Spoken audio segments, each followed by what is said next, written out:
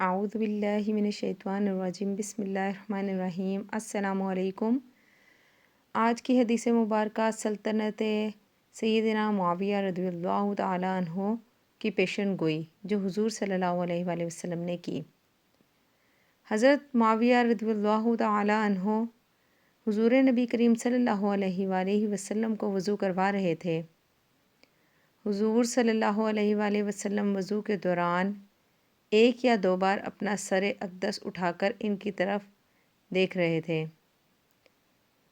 آپ نبی کریم صلی اللہ علیہ وسلم نے ان کی طرف دیکھا اور فرمایا، اے معاویہ، جب تمہیں حکمران بنایا جائے گا تو اللہ عز و جل سے ڈرتے رہنا اور انصاف کرنا۔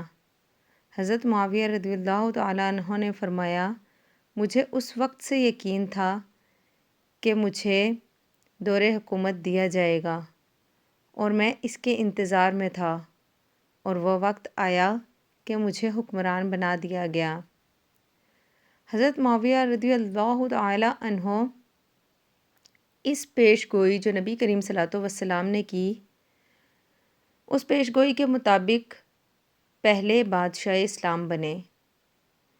آپ نے نبوی نصیحت پر بھرپور عمل کیا، جس کی ایک دلیل یہ ہے کہ سیدنا عمر فاروق اعظم رضی اللہ تعالی عنہ جیسی سخت گیر و عدل شخصیت نے آپ کو ملک شام کا حاکم بنایا۔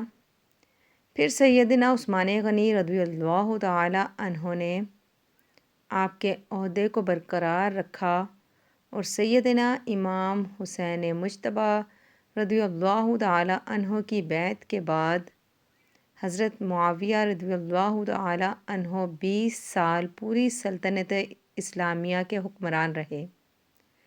آپ رضی اللہ تعالی عنہ کی سیاسی بصیرت اور بہترین انداز حکومت کی بنا پر سیدنا فاروق اعظم رضی اللہ تعالی عنہ نے آپ کو کسرائے عرب قرار دیا، اور آپ کی بادشاہیت حرمین شریفین، مصر، شام، عراق، خراسان، ایران اور مغربی ممالک پر تھی۔